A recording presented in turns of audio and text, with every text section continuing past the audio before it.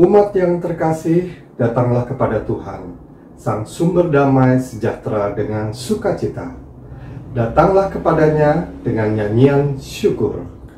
Kami datang kepada Tuhan dengan sukacita dan rasa syukur.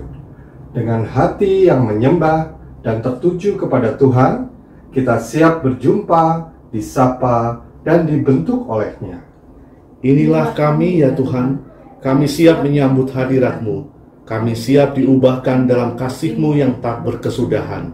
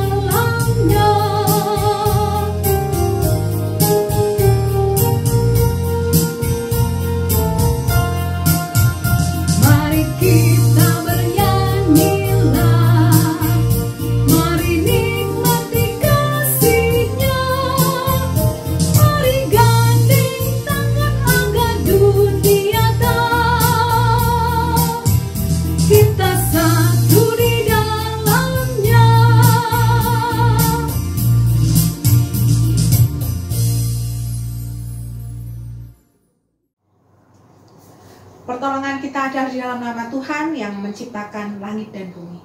Kasih karunia dan damai sejahtera dari Allah Bapa dalam Kristus Yesus dan Roh Kudus beserta saudara sekalian. Dan beserta saudara juga. Karena kasih dan anugerah Tuhan, kita dapat beribadah bersama di minggu pertama bulan Oktober. Pada bulan inilah kita merayakan bulan keluarga. Kita diajak untuk menghayati makna hidup berkeluarga dalam jamahan kasih Tuhan. Keluarga adalah sebuah komunitas yang hidup berlandaskan cinta kasih, rasa saling percaya, serta sikap saling memberi dan menerima. Setiap anggota diharapkan bersedia untuk hidup saling membangun dan bertumbuh, membawa kebaikan sebagai keluarga yang dirahmati Allah.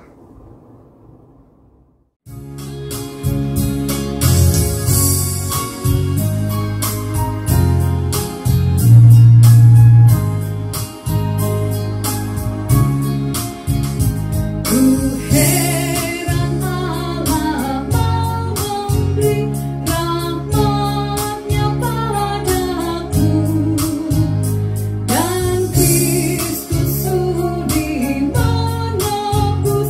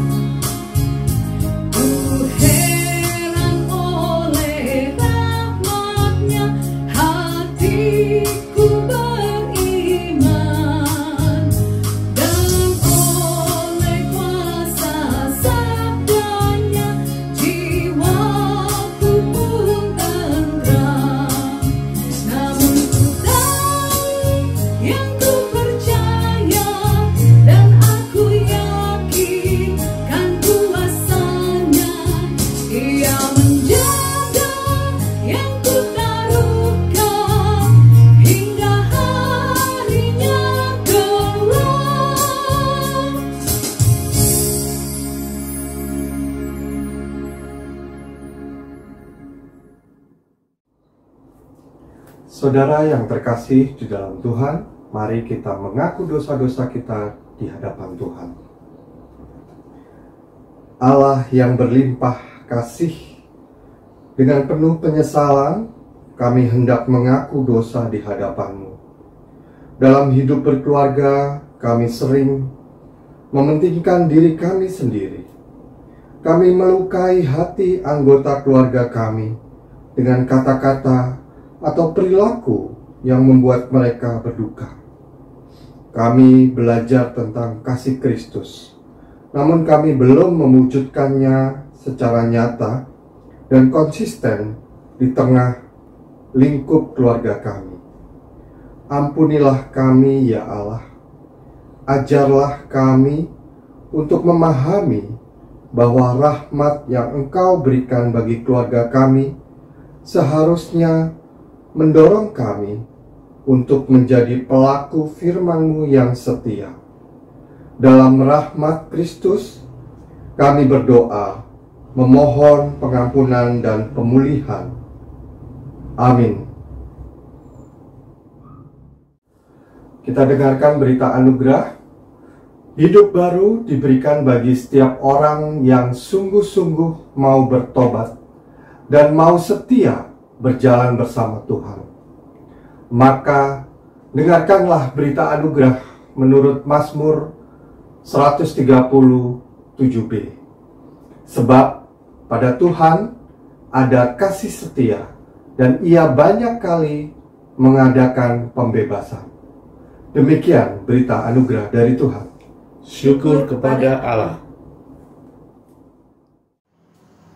Mari saudara kita mohon pertolongan Roh Kudus di dalam doa. Bapa yang Maha Pengasih dan Penyayang, di hari-hari kami menjalani tugas panggilan di tengah dunia ini yang Tuhan anugerahkan kepada kami sebagai kesempatan untuk berkarya di tengah kehidupan, kami tetap membutuhkan dukungan, topangan, dan juga peringatan dari Tuhan agar kami dapat tetap hidup kudus. Karena itu, perkenankanlah pada saat ini ketika kami hendak mendengar firman Allah, kuasa Roh Kudus boleh ada dan hadir di dalam hati kami satu persatu, memampukan kami untuk menjadi pendengar sekaligus pelaku firman. Bersabdalah bagi kami ya Bapa, kami siap untuk mendengar. Amin. Bacaan pertama terambil dari Kejadian 2 ayat 18 sampai 24. Demikianlah bunyinya. Tuhan Allah berfirman, tidak baik kalau manusia itu seorang diri saja. Aku akan menjadikan penolong baginya yang sepadan dengan dia. Lalu Tuhan Allah membentuk dari tanah segala binatang hutan dan segala burung di udara.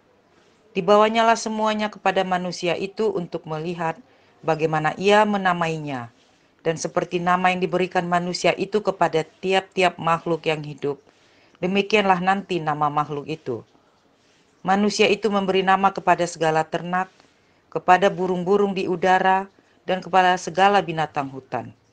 Tetapi baginya sendiri, ia tidak menjumpai penolong yang sepadan dengan dia. Lalu Tuhan Allah membuat manusia itu tidur nyenyak. Ketika ia tidur, Tuhan Allah mengambil salah satu rusuk daripadanya, lalu menutup tempat itu dengan daging. Dan dari rusuk yang diambil Tuhan Allah dari manusia itu, dibangunnyalah seorang perempuan, lalu dibawanya kepada manusia itu. Lalu berkatalah manusia itu, inilah dia, tulang dari tulangku dan daging dari dagingku. Ia akan dinamai perempuan, sebab ia diambil dari laki-laki. Sebab itu, seorang laki-laki akan meninggalkan ayahnya dan ibunya dan bersatu dengan istrinya sehingga keduanya menjadi satu daging. Demikianlah sabda Tuhan. Syukur kepada Allah.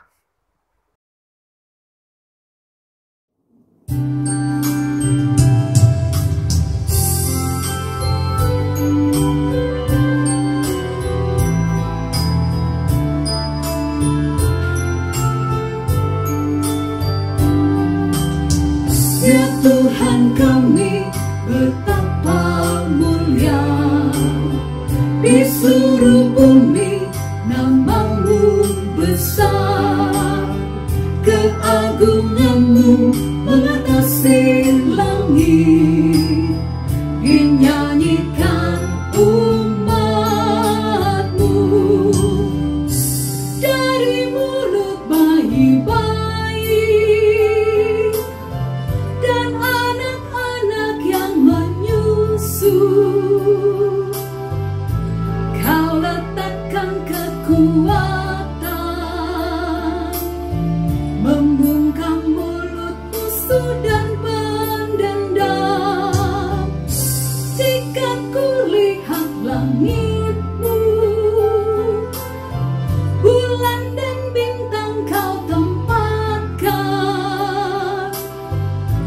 Siapakah manusia,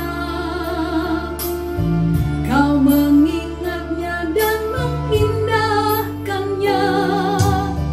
Kau telah membuat dia hampir serupa dengan Allah. Kau memahkotai dia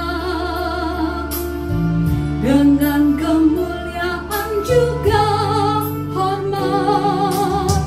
Ya Tuhan kami, betapa mulia di seluruh bumi nama-Mu besar. Keagungan-Mu mengatasi langit, dinyanyikan umat-Mu.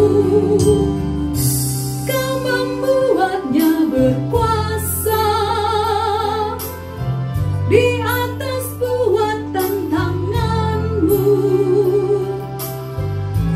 Segalanya Kau letakkan tetap berada di bawah kakinya. Kambing domba, lembu, sapi, binatang-binatang di padang, burung-burung di udara, dan ikan-ikan melintasi laut. Ya Tuhan kami, betapa mulia di seluruh bumi nama-Mu besar. Keagungan-Mu mengatasi langit, dinyanyikan umat-Mu.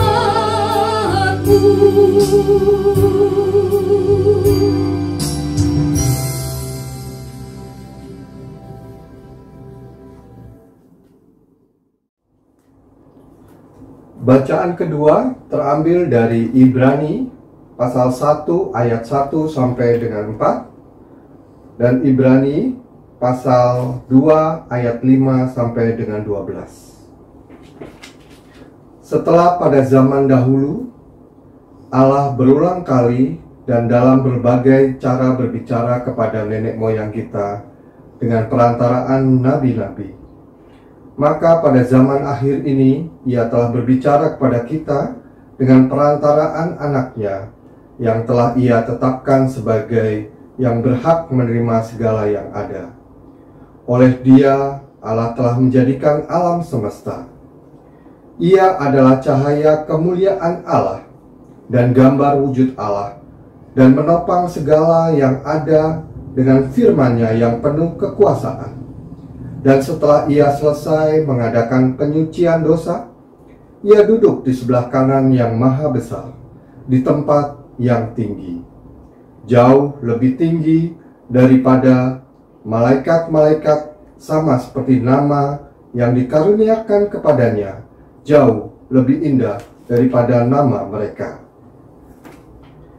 Sebab bukan kepada malaikat-malaikat telah Ia taklukkan dunia yang akan datang. Yang kita bicarakan ini ada orang yang pernah memberi kesaksian di dalam suatu nas, katanya, apakah manusia sehingga engkau mengingatnya, atau anak manusia sehingga engkau mengindahkannya? Namun engkau telah membuatnya untuk waktu yang singkat, sedikit lebih rendah daripada malaikat-malaikat, dan telah memahkotainya dengan kemuliaan dan hormat. Segala sesuatu telah engkau taklukkan di bawah kakinya. Sebab dalam menaklukkan segala sesuatu kepadanya, tidak ada sesuatu pun yang Ia kecualikan, yang tidak takluk kepadanya. Tetapi sekarang ini belum kita lihat bahwa segala sesuatu telah ditaklukkan kepadanya. Tetapi Dia yang untuk waktu yang singkat dibuat sedikit lebih rendah daripada malaikat-malaikat, yaitu Yesus. Kita lihat yang oleh karena penderitaan maut dimahkotai dengan kemuliaan dan hormat, supaya oleh kasih karunia Allah, ia mengalami maut bagi semua manusia. Sebab memang sesuai dengan keadaan Allah yang baginya dan olehnya segala sesuatu dijadikan, yaitu Allah yang membawa banyak orang kepada kemuliaan, juga menyempurnakan Yesus yang memimpin mereka kepada keselamatan dengan penderitaan. Sebab ia yang menguduskan dan mereka yang dikuduskan, mereka semua berasal dari satu. Itulah sebabnya dia tidak malu menyebut mereka saudara. Katanya, "Aku akan memberitakan namamu kepada saudara-saudaraku dan memuji-muji engkau di tengah-tengah jemaat." Demikianlah firman Tuhan. Syukur kepada Allah. Mari kita sambut bacaan Injil menurut Markus pasalnya yang ke-10 ayat kedua hingga ayatnya ke-16. Maka datanglah orang-orang Farisi dan untuk mencoba Yesus mereka bertanya kepadanya, "Apakah seorang suami diperbolehkan menceraikan istrinya?" Tetapi jawabnya kepada mereka, "Apa perintah Musa kepada kamu?" Jawab mereka, "Musa memberi izin untuk menceraikannya dengan membuat surat cerai." Lalu kata Yesus kepada mereka, "Justru karena ketegaran hatimulah, maka Musa menuliskan perintah ini untuk kamu. Sebab pada awal dunia, Allah menjadikan mereka laki-laki dan perempuan. Sebab itu laki-laki akan meninggalkan ayahnya dan ibunya dan bersatu dengan istrinya, sehingga keduanya itu menjadi satu daging. Demikianlah mereka bukan lagi dua melainkan satu. Karena itu apa yang telah dipersatukan Allah tidak boleh diceraikan manusia." Ketika mereka sudah di rumah, murid-murid itu bertanya pula kepada Yesus tentang hal itu. Lalu katanya kepada mereka, "Barang siapa menceraikan istrinya, lalu kawin dengan perempuan lain, ia hidup dalam perzinahan terhadap istrinya itu. Dan jika si istri menceraikan suaminya dan kawin dengan laki-laki lain, ia berbuat zina." Lalu orang membawa anak-anak kecil kepada Yesus supaya ia menjamah mereka. Akan tetapi murid-muridnya memarahi orang-orang itu.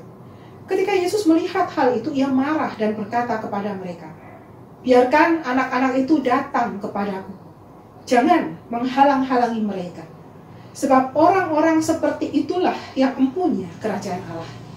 Aku berkata kepadamu, sesungguhnya, barang siapa tidak menyambut kerajaan Allah seperti seorang anak kecil, ia tidak akan masuk ke dalamnya." Lalu ia memeluk anak-anak itu dan sambil meletakkan tangannya atas mereka, ia memberkati mereka. Demikianlah Injil Yesus Kristus. Yang berbahagia adalah mereka yang mendengarkan firman Allah dan yang memeliharanya. Haleluya. Haleluya, haleluya, haleluya.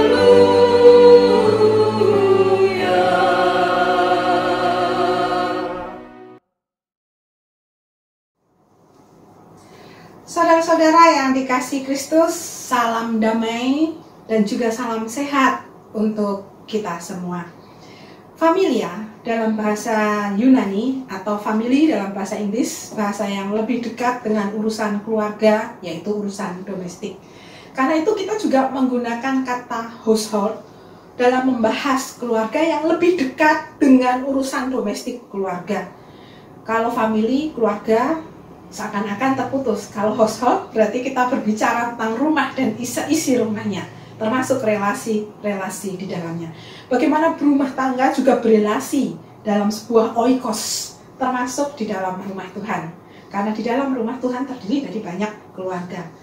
Pengelolaan household atau rumah tangga dan relasi di dalamnya diawali dari pemahaman orang tua yang meletakkan dasar pemahaman tersebut.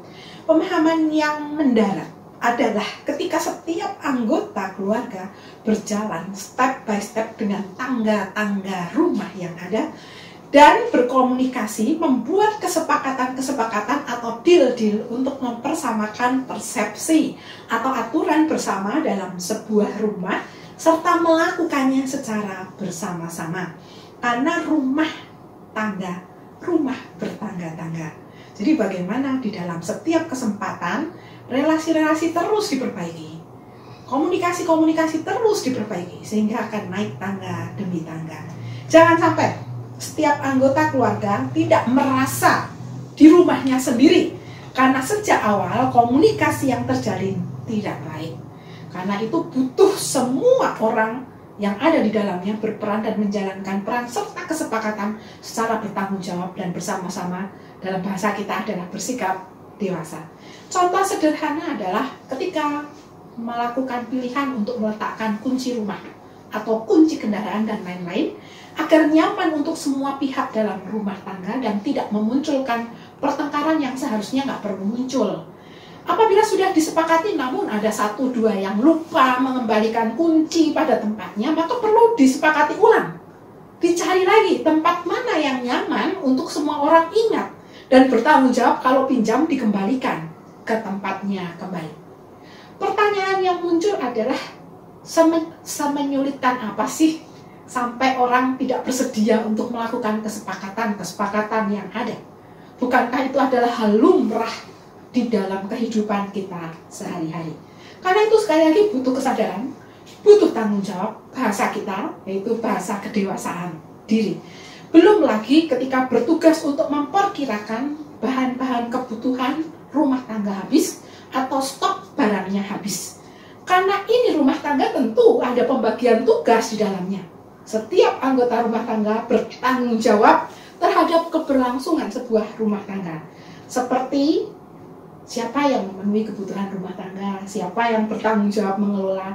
Karena uang yang didapat diusahakan dong untuk memenuhi kebutuhan bulanan dan bukan cuma bulan ini. Bulan-bulan ke depan dan tentunya diharapkan bisa menabung. Apapun yang terjadi, kita diharapkan untuk bisa menabung. Setiap kehadiran anggota dalam bahasa Jawa itu bisa dikatakan soko guru atau dia menjadi penopang di dalam rumah. Berapapun jumlah anaknya, tidak ada anak pun, rumah tangga ini disokong oleh orang-orang yang menghuni di dalam sebuah rumah. Karena itu sangat aneh atau tidak bertanggung jawab ketika seseorang dengan nyaman ditanya barang ini ada di mana, stok barang ini ada di mana, lalu orang mengatakan nggak tahu, nggak ngerti, habis atau nggak tahu, bukan tugas dan tanggung jawab saya. Ini sesuatu yang menjengkelkan, karena itu harus dibicarakan bersama, diselesaikan bersama. Bukankah rumah tangga ini rumah bertangga-tangga? Soko guru ditopang bersama, tidak sendiri. Karena itu mesti ada peran-peran di dalam yang berjalan bersama-sama. Bila anak, berperanlah sebagai anak. Bila remaja, berperanlah sebagai remaja. Bila orang dewasa, lansia dan selanjutnya, berperanlah seperti yang seharusnya. Bila dia menumpang di dalam sebuah rumah, maka berperanlah sebagai penumpang. Dan sebagai orang yang memiliki rumah, berperanlah sebagai seorang pemilik rumah, host yang memiliki hospitality atau keramahan. Household, rumah tangga, dan relasi di dalamnya dengan dasar kasih perlu dibentuk sekali lagi sejak awal, sejak dini, sejak masa kanak-kanak, dan berbagi peran bersama-sama. Dan di dalam perjalanan waktu, dalam menempuh rumah-rumah tangga, tentunya diharapkan bahwa setiap anggota rumah tangga ini nantinya menyadari kehadirannya dan tanggung jawab bersama dan membentuk kesepakatan-kesepakatan yang dibuat dalam sebuah rumah. Sehingga rumah itu menjadi home sweet home, bukan untuk satu orang atau satu pribadi, tapi bagi bersama-sama atau menjadi moto bersama-sama. Sebagaimana sejak awal Tuhan bersabda dalam kitab Kejadian pasal 2 yang menjadi bahan bacaan kita pada hari ini, bahwa Tuhan Allah berfirman, tidak baik kalau manusia itu seorang diri saja. Aku akan menjadikan penolong baginya yang sepadan dengan dia. Dan dari rusuk yang diambil Tuhan Allah dari manusia itu dibangunnyalah seorang perempuan, lalu dibawanya kepada manusia itu. Sebab itu seorang laki-laki akan meninggalkan ayahnya dan ibunya dan bersatu dengan istrinya, sehingga keduanya menjadi satu daging. Ayat ini akan diulang dalam percakapan Tuhan Yesus di Injil Markus nanti. Kisah awal penciptaan sebuah keluarga oleh Tuhan dengan tujuan mulia. Laki-laki mendapat seorang penolong yang sepadan, setara setara, tidak ada yang lebih, tidak ada yang lebih tinggi ataupun lebih rendah. Namun berita penciptaan, penolong yang sepadan ini justru kadang kalah dengan ayat berikutnya tentang isu tulang rusuk atau berita tulang rusuk. Karena perempuan tulang rusuk, maka ia lebih rendah dari laki-laki. Padahal esensi dasar dari penciptaan keluarga adalah laki-laki dan perempuan hidup dalam rumah tangga dalam kesetaraan dari awal. Bahkan ayat 16 itu sebenarnya ayat yang tidak umum dengan budaya Yahudi yang patriarkal. Bagaimana kadang-kadang justru ayat ini terlupakan bahwa ayat ini menggambarkan kehidupan modern ribuan tahun kemudian. Tuhan kita sungguh luar biasa. Kenapa ayat 16 ini sudah ada sejak ribuan tahun yang lalu? Padahal pada kenyataannya di dalam budaya orang Yahudi tidak ada seperti itu. Karena dunia patriarkal, maka yang terjadi perempuan yang menikah akan masuk di dalam keluarga laki-laki. Tapi sejak awal Tuhan sudah mengatakan, bersabda bahwa laki-laki akan keluar dari rumah orang tuanya, dia akan bersatu dengan istrinya. Sesuatu yang berbeda, yang tidak ada pada zamannya. Itu terjadi pada zaman kita saat ini di sini. Allah kita sungguh luar biasa. Bahwa pembentukan sebuah keluarga juga dengan mempersiapkan laki-laki bertanggung jawab terhadap pasangannya. Keluar dari rumah itu artinya membentuk rumahnya sendiri bersama istrinya, menjadi keluarga inti baru, menjadi satu daging. Dengan kondisi yang seperti ini diharapkan bahwa keluarga baru ini akan mencipta sesuatu yang baik, yang baru, yang berbeda dari rumah keluarga orang tuanya. Karena itu Bapak Ibu Saudara yang dikasihi Kristus, di dalam dunia modern ini kita memahami bahwa mencipta keluarga berarti membentuk keluarga inti baru, yaitu keluar dari rumah orang tua untuk mandiri. Itu adalah berita Alkitab yang sering terlewatkan. Jadi kita diingatkan bahwa pembentukan sebuah keluarga diawali dengan hal-hal mulia dan pengharapan yang baik, bahwa keluarga ini akan menjadi keluarga yang mandiri. Berita kedua adalah pernikahan, sebuah pernyataan bahwa di dalam pernikahan itu seorang laki-laki mencari penolong yang sepadan dengan dia, sehingga di ayat 23 yang merupakan penghargaan dari seorang laki-laki terhadap penolong yang sepadan itu, lalu berkatalah manusia itu, inilah dia tulang dari tulangku dan daging dari dagingku. Ia akan dinamai perempuan sebab ia diambil dari laki-laki. Dan ditutup di ayat 24, pernyataan bersatu menjadi satu daging. Artinya, pernikahan tidak pernah main-main. Pernikahan bukanlah uji coba. Pernikahan bukan juga sesuatu yang boleh diperlakukan dengan rendah, karena di dalamnya mengandung pernyataan yang kuat bahwa pernikahan ini diharapkan oleh Allah terjadi antara laki-laki dan perempuan, dan juga di dalamnya ada penghargaan terhadap penolong yang sepadan menjadi satu daging. Setara dengan berita Kejadian, maka Injil Markus juga menegaskan yang sama. Yesus dicobai oleh orang-orang Farisi yang pandai Alkitab itu, yang ngerti firman Allah itu, yang ngerti aturan itu, menjebak Yesus dengan pernyataan perceraian, memulai dengan perceraian. Kenapa? Tidak ada orang yang menikah berpikir untuk bercerai. Tapi kenapa orang-orang Farisi ini memikirkan perceraian? Karena dia mau menjatuhkan Yesus. Di sana dikatakan, ditegaskan sejak awal, kemudian Yesus berkata, di dalam aturan, apa yang dilakukan, apa yang harus dilakukan? Jawaban Yesus sungguh luar biasa karena mengembalikan kepada mereka, karena mereka tahu aturan Musa itu apa. Lalu kemudian Yesus menegur mereka. Kenapa Musa sampai mengatakan kalau menceraikan istrinya harus nulis surat cerai? Padahal waktu menikah, kita nggak pernah tahu ada surat nikahnya atau tidak. Surat nikah itu terjadi di abad modern. Zaman dulu tidak pernah ada. Sungguh sesuatu yang aneh, bukan? Tidak pernah ada, tapi harus menulis surat cerai. Artinya apa, saudara? Artinya bahwa pernikahan itu dimaksudkan untuk tidak ada perceraian. Karena tidak pernah ada surat nikahnya, bagaimana ada surat cerai? Dan pernyataan ini ingin mengatakan bahwa mereka, orang-orang ini sengaja untuk menyelamatkan diri apabila mereka memiliki istri lebih dari satu atau punya keinginan untuk menceraikan istrinya. Yesus memberi pemaknaan baru bagi pernikahan. Selain menjadi satu, Yesus menambahkan satu kata, yaitu apa yang telah dipersatukan Allah tidak boleh diceraikan manusia.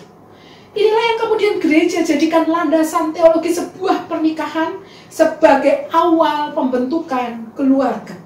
Jadi pernikahan di hadapan Tuhan dan gerejanya mengandung makna dipersatukan oleh Allah dan berlaku seumur hidup. Sikap menjaga kekudusan inilah yang Allah harapkan dalam keluarga-keluarga yang terbentuk baru ini. Keluarga-keluarga baru menjadi dasar sebuah pembentukan keluarga baru.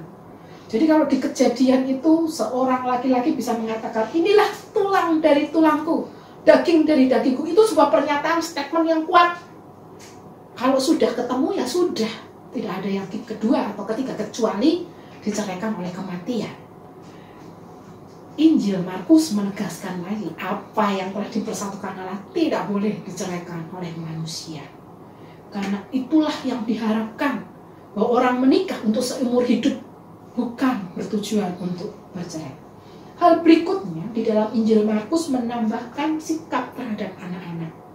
Bahwa orang memikirkan pernikahan, tiba-tiba ngomong perceraian, padahal nikahnya ini harusnya yang dibahas panjang, bagaimana menyelesaikan masalah di dalam dunia pernikahan, tiba-tiba melompat karena Tuhan dan Injil Markus ingin menegaskan satu hal. Kadang-kadang di dalam keluarga-keluarga kita lupa untuk melibatkan anak-anak di dalam pengambilan keputusan. Apakah situasi ini juga masih berlangsung hari ini? Ketika anak-anak mau sekolah, mau milih sekolah, kita bertanya tidak?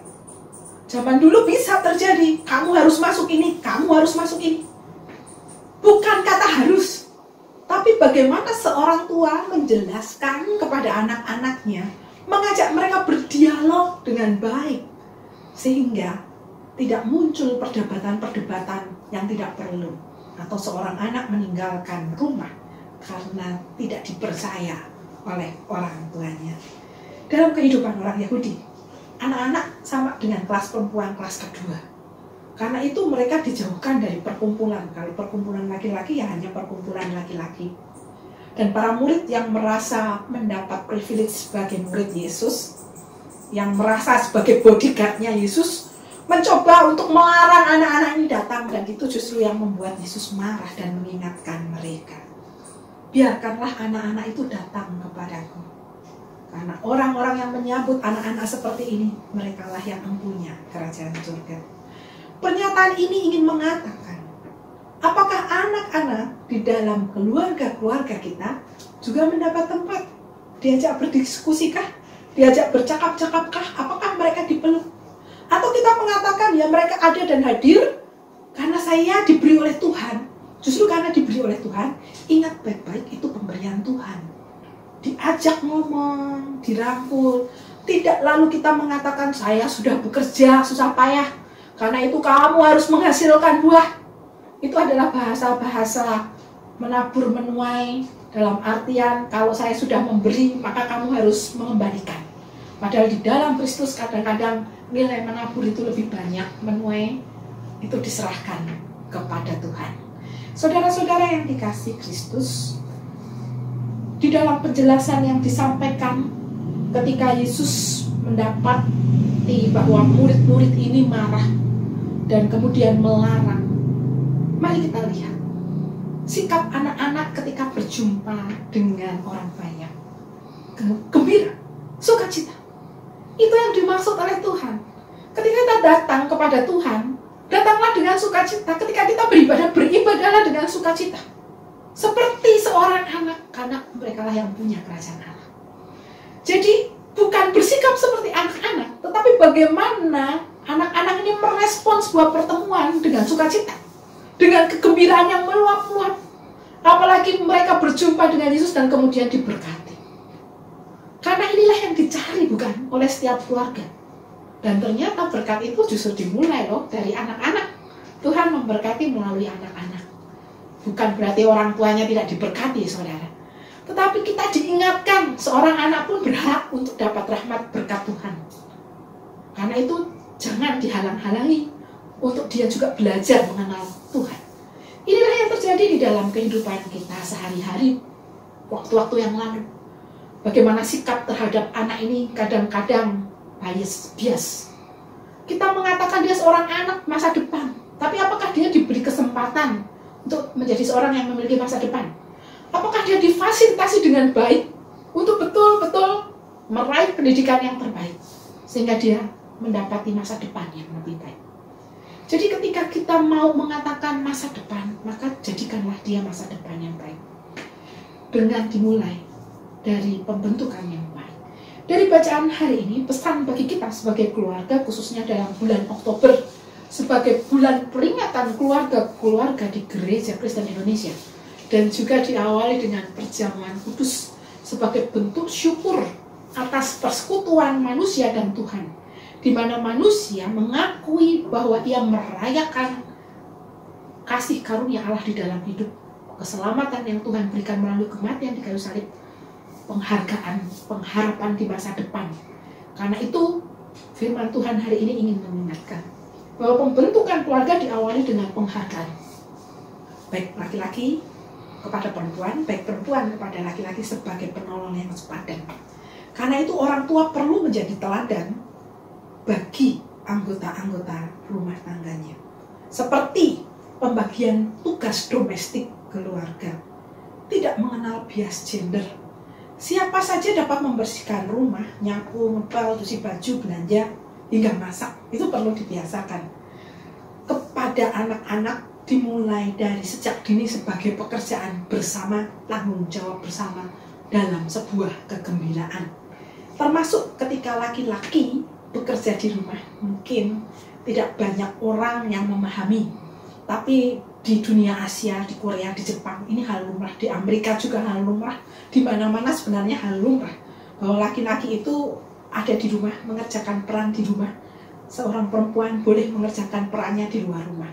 Ini tergantung kesepakatan bersama, dan jangan pernah untuk menghakimi ataupun mengatakan itu salah. Tidak ada yang salah di dunia modern ini. Karena kesepakatan itu dibuat oleh dua belah pihak. Karena itu, saudara-saudara yang dikasihi Kristus, konsep dunia kerja kita juga sekarang berubah. Karena konsep sekarang orang work from home, bekerja juga dari rumah bisa. Kantor-kantornya di rumah. Jadi batas-batas apalagi yang bisa dikenakan? Tidak ada. Ya, dalam dunia sekarang ini tanpa batas, apalagi di tengah situasi pandemi ini. Jadi penghargaan dalam keluarga, kesepakatan yang bersama itulah yang penting. Jangan salah Bapak Ibu. Ada seorang bapak yang karena tidak mendapat pekerjaan lagi ketika perusahaannya gulung tikar, yang dimana dia menjadi karyawan, dia menjadi bapak rumah tangga, istrinya yang bekerja, dan anaknya dua-duanya bisa menjadi dokter. Ini salah satu contoh saja. Tidak semua orang harus menjadi dokter ya, karena ada peran-peran yang lain. Tapi saya hanya ingin menegaskan, ternyata ketika peran-peran itu dilakukan dengan baik, bisa juga loh. Karena itu kesepakatan yang dibutuhkan, komunikasi yang baik yang dibutuhkan. Hal yang kedua, pernikahan adalah penyatuan laki-laki dan perempuan menjadi satu daging, satu tubuh, di mana Tuhan mempersatukan dan tidak boleh diceraikan oleh manusia. Karena menikah ini akan dijalani seumur hidup, maka bijaklah dalam mengenal pasangan sejak awal. Karena bagi dunia Kristiani tidak ada uji coba pernikahan. Pernikahan di hadapan Tuhan dan gerejanya mengandung makna yang kuat, landasan teologis yang kuat, bahwa apa yang dipersatukan oleh Allah sekali lagi berlaku seumur hidup. Dengan demikian diperlukan sikap menjaga kekudusan dari pernikahan itu sendiri. Karena itu ketika terjadi masalah dalam rumah tangga, selesaikanlah bersama-sama. Carilah kesepakatan, karena rumah bertangga-tangga. Kesepakatan ini terus dibuat, diri terus dibuat untuk mencapai kesepakatan yang terbaik untuk semua pihak. Yang ketiga, kebahagiaan dalam menyambut kehadiran Tuhan seperti antusiasme seorang anak ketika ada di tengah-tengah orang banyak. Antusiasnya diterima sehingga dia berbahagia. Dia bisa tersenyum. Dia bisa mengatakan inilah persekutuan yang diharapkan karena dia diakui, di tengah-tengah ini. Kegembiraan berjumpa dengan Tuhan. Ibadah intergenerasi yang didengungkan beberapa tahun terakhir ini, GKI Jati Bening Indah Bekasi sebenarnya sudah melakukan sejak lama. Ketika belum pandemi, kita selalu melakukan ibadah open air, melibatkan semua komisi yang ada, dan kita betul-betul bersama-sama pada saat itu. Hal-hal inilah yang dirindukan untuk terjadi. Keluarga yang menyatu, keluarga yang terus mendukung satu dengan yang lain. Mari kita pertahankan dan jadikan lebih baik lagi. Kita berharap pandemi segera teratasi sehingga ibadah bersama menjadi kegembiraan dan syukur pada Tuhan yang telah menjaga kita melewati masa-masa ini secara bersama-sama. Saudara-saudara yang dikasihi Kristus, memasuki bulan Oktober sebagai bulan peringatan keluarga. Kita sebagai anggota-anggota keluarga, baik dalam rumah tangga masing-masing maupun dalam rumah tangga gereja, sebagai oikos ini, perlu terus menggaungkan kegembiraan dalam menggereja. Meski diterpa pagebluk ataupun pandemi, tetaplah menjadi keluarga yang diberkati Tuhan, dirahmati Tuhan, dengan menjadi teladan kasih bagi sesama. Mari kita persiapkan hati untuk memasuki bulan keluarga ini dan juga menyambut perjamuan kudus, yaitu sebuah persekutuan antara kita dengan Tuhan dan juga dengan sesama kita.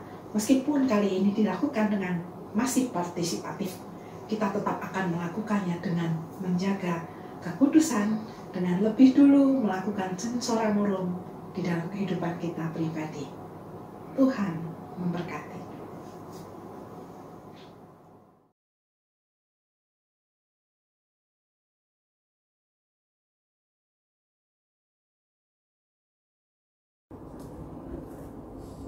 Bersama dengan umat Allah di sepanjang abad dan segala tempat, marilah kita menyatakan pengakuan iman rasmi.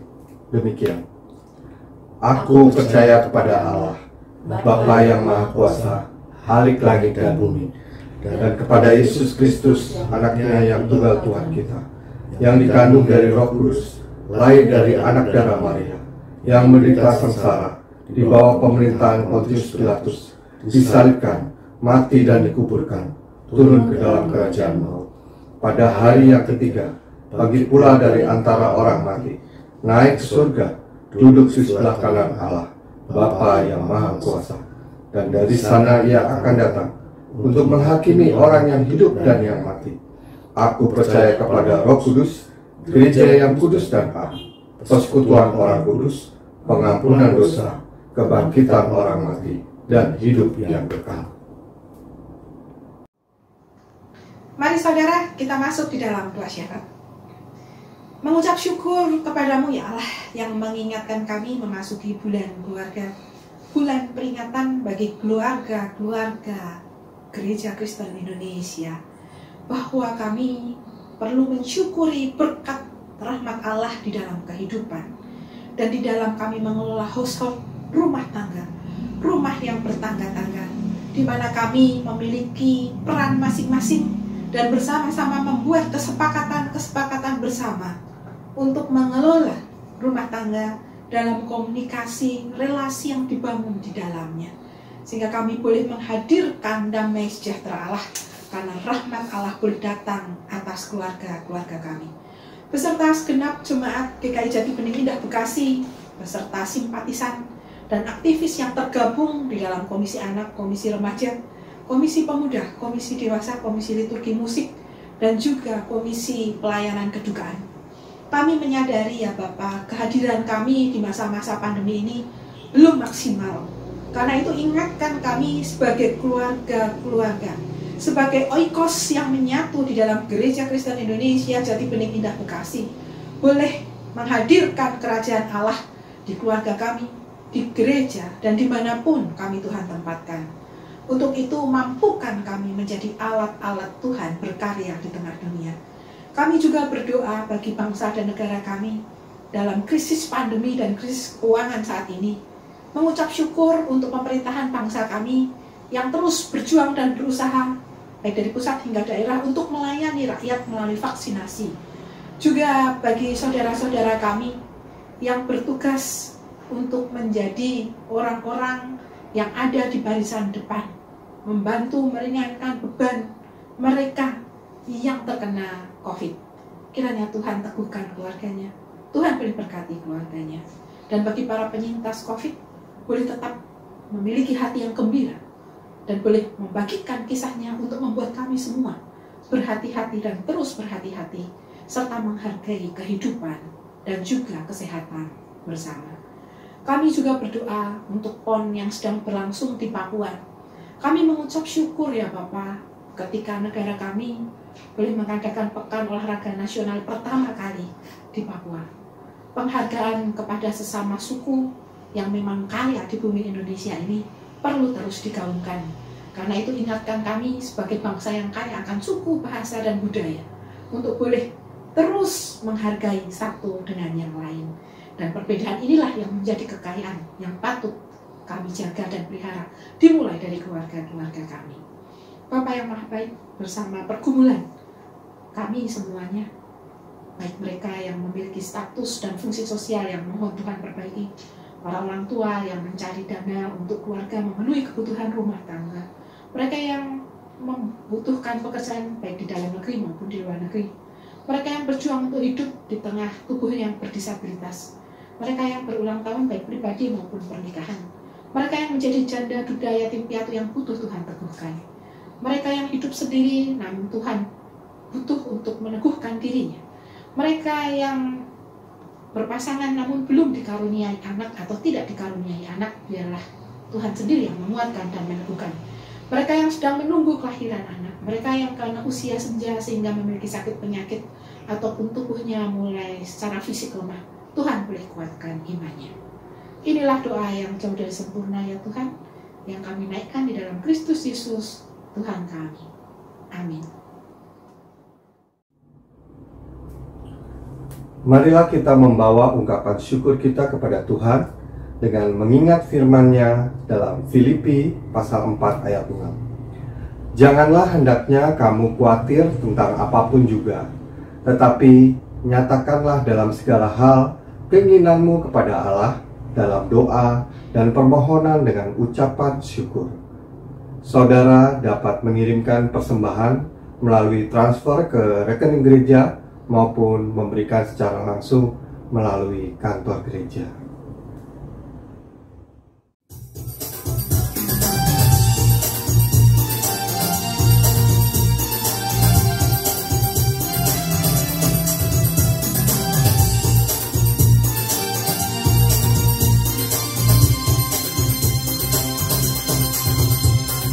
Bukan karena upahmu dan bukan karena kebajikan hidupmu, bukan persembahanmu dan bukan pula hasil perjuanganmu. Allah mengampuni kesalahan umatnya oleh karena kemurahannya, melalui pengorbanan putra tunggalnya ditebusnya dosa manusia. Bersyukur, hai bersyukur, kemurahannya pujilah. Bersyukur, hai bersyukur, selamanya.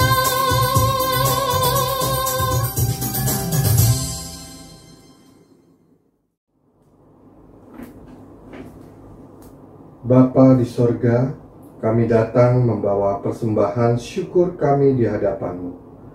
Terimalah persembahan kami, supaya dapat digunakan dengan baik oleh gereja dalam mewujudkan persekutuan, kesaksian, dan pelayanan yang hidup. Sesaat lagi, kami juga akan menerima pelayanan perjamuan kudus. Layakkanlah kami untuk menerima roti dan anggur, sebagai pengingat akan keselamatan yang Kristus hadirkan bagi kami pribadi dan bagi keluarga kami. Dalam nama Tuhan Yesus, kami berdoa. Amin. Umat yang dikasihi Tuhan, saat ini kita berada dalam situasi yang luar biasa, di mana pandemi COVID-19 telah berdampak besar terhadap kehidupan dan peribadahan kita. Di satu sisi kita berjalan dalam iman dan terus berdoa agar masa krisis segera berlalu dan ritme peribadahan dapat kembali berjalan seperti semula. Namun di sisi lain, situasi sekarang mengharuskan kita beradaptasi, sehingga gereja tetap dapat menjadi saluran rahmat Tuhan, secara khusus lewat perjamuan kudus. Sebentar lagi kita akan merayakan perjamuan kudus. Sejatinya perjamuan kudus dirayakan ketika umat dapat bersama-sama hadir di dalam kebaktian. Unsur persekutuan sangatlah penting dalam perjamuan, karena perjamuan kudus bukan hanya mempersatukan kita dengan Kristus, melainkan juga dengan jemaat sebagai tubuh Kristus. Situasi pandemi saat ini belum memungkinkan seluruh anggota jemaat dan simpatisan hadir dalam kebaktian di gedung gereja. Oleh karena itu, perjamuan yang kita adakan hari ini berupaya agar umat yang tidak dapat hadir di gedung gereja dapat berpartisipasi dengan bantuan teknologi komunikasi daring. Umat yang ada di rumah dapat berpartisipasi dalam perjamuan kudus dengan menyiapkan roti dan air anggur yang tersedia di rumah masing-masing. Marilah kita mulai perjamuan ini dengan pengarahan hati. Marilah kita mengarahkan hati kita kepada Tuhan. Kami mengarahkan hati kepada Tuhan. Marilah kita bersyukur kepada Tuhan Allah kita. Sungguh layak bersyukur kepada-Nya. Ya Allah pencipta, kami bersyukur kepadamu sebab Engkau yang memberi kami nafas kehidupan. Engkau menyertai kami di sepanjang jalan. Pada saat kami tersesat, terjatuh dan gagal, tak henti-hentinya Engkau merempuh kami kembali. Engkau menyediakan pemulihan, pengampunan dan pembaharuan kehidupan. Ketika air bah datang, Engkau menyediakan bahtera.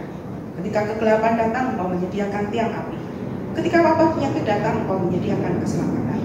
Ketika kesesakan datang, Engkau menyediakan kelegaan. Hari demi hari, kasih-Mu tetap nyata di dalam kehidupan kami. Maka bersama umat-Mu di seluruh muka bumi, kemuliaan-Mu kami agungkan dalam paduan suara bersama para malaikat yang tak henti-hentinya menyanyi.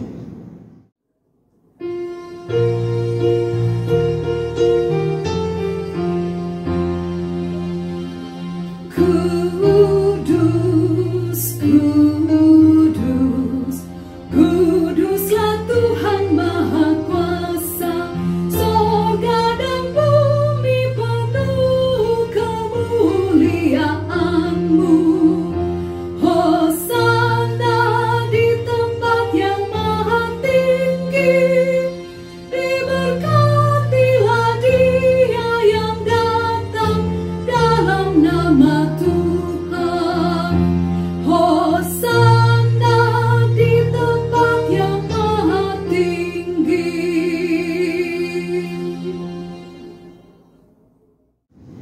Kita bersyukur karena Bapa yang Maha Kudus senantiasa menyertai kita dan Kristus mengundang kita untuk mengambil bagian dalam perjamuan kudus ini. Kita yakin bahwa Roh Kudus telah dicurahkan atas kita, sehingga dengan iman kita mengalami kehadiran Kristus bersama kita yang hadir di sini, maupun yang berpartisipasi dari tempat kita masing-masing berada saat ini. Kristus pada malam waktu Ia diserahkan mengambil roti, dan sudah itu Ia mengucapkan syukur atasnya. Ia memecah-mecahkannya dan berkata, "Inilah tubuhku yang diserahkan bagi kamu. Perbuatlah ini menjadi peringatan akan aku." Kristus yang juga mengambil cawan sesudah makan lalu berkata, "Cawan ini adalah perjanjian baru yang dimeteraikan oleh darahku. Perbuatlah ini setiap kali kamu meminumnya menjadi peringatan akan aku." Saat ini kita hadir dalam peristiwa karya kasih Allah yang menyelamatkan dunia. Kelahiran dan kehidupan Kristus, anaknya di antara manusia. Pembaptisannya, perjamuan malam terakhir bersama murid-muridnya dan kematiannya. Kita memberitakan kebangkitan Kristus dan kenaikannya ke surga dalam kemuliaan, di mana Ia berdoa bagi dunia. Kita merindukan kedatangan Kristus kembali pada akhir zaman untuk menggenapi segala sesuatu. Sebagai persekutuan yang dipersatukan dengan dan dalam Kristus, kita mengingat pengorbanan Kristus yang menyelamatkan, yang dikaruniakan kepada umat manusia di semua tempat. Ketika mengambil bagian dalam perjamuan kudus ini, Roh Kudus menolong kita, sehingga kita dipersatukan dalam Kristus menjadi satu tubuh dan satu roh, dan menjadi persembahan yang hidup bagi Allah. Melalui Kristus, dengan Kristus, dalam Kristus semua hormat dan kemuliaan bagi Allah Bapa, dalam persekutuan dengan Roh Kudus sekarang dan selamanya. Mari kita berdoa. Bapa kami. Bapa kami yang ada di surga, kuduskanlah namamu, datanglah kerajaanmu, jadilah kehendakmu di bumi seperti di surga. Berikanlah kami pada hari ini makanan kami yang sesungguhnya, dan ampunilah kami yang bersalah kami, seperti kami juga mengampuni orang yang bersalah pada kami. Dan jangan membawa kami ke dalam pencobaan, tapi lepaskan kami dari yang jahat. Karena Engkau yang punya kerajaan dan kuasa dan kemuliaan sampai selamanya. Amin.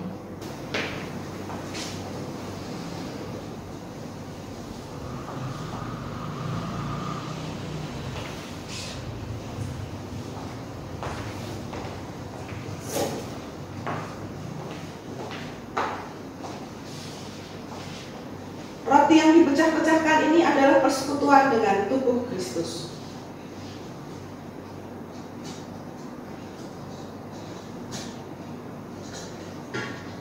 Cawan minuman syukur ini adalah persekutuan dengan darah Kristus.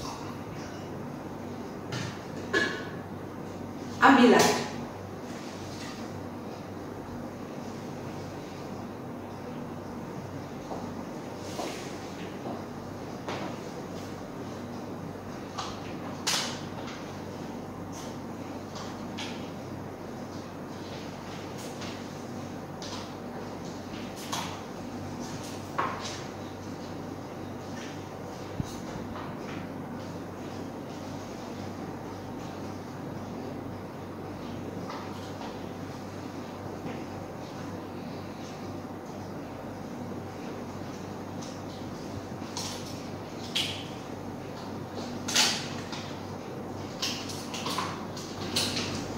Saudara, ingatlah bahwa tubuh Tuhan kita Yesus Kristus telah diserahkan bagi keselamatan dunia.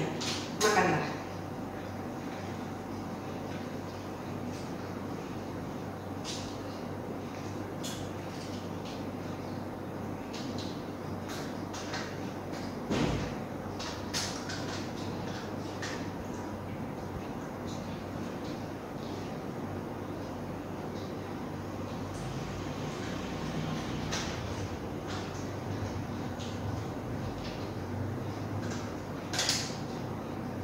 Saudara, ingatlah bahwa darah Tuhan kita Yesus Kristus telah dicurahkan bagi keselamatan dunia. Minumlah.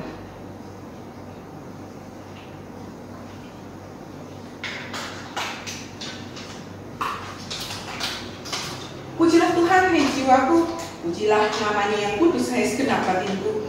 Pujilah Tuhan, hai jiwaku, dan janganlah lupakan segala kebaikan. Dia yang mengampuni segala kesalahanmu, yang menyembuhkan segala penyakitmu. Dia yang menebus hidupmu dari lubang kubur, yang memahkotai engkau dengan kasih setia dan rahmat. Dia yang memuaskan hasratmu dengan kebaikan, sehingga masa mudamu menjadi baru seperti pada burung rajawan.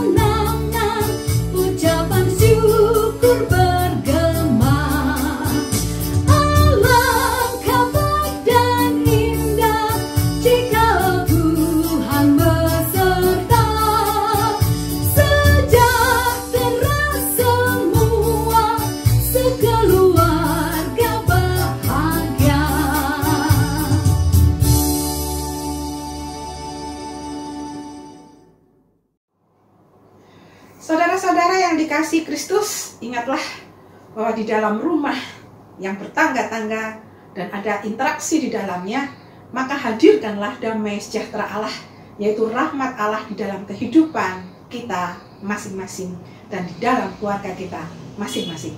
Terimalah berkat Tuhan. Tuhan memberkati engkau dan melindungi engkau. Tuhan menyinari engkau dengan wajahnya dan memberi engkau kasih karunia. Tuhan menghadapkan wajahnya kepadamu dan memberi engkau damai sejahtera kini hingga selamanya.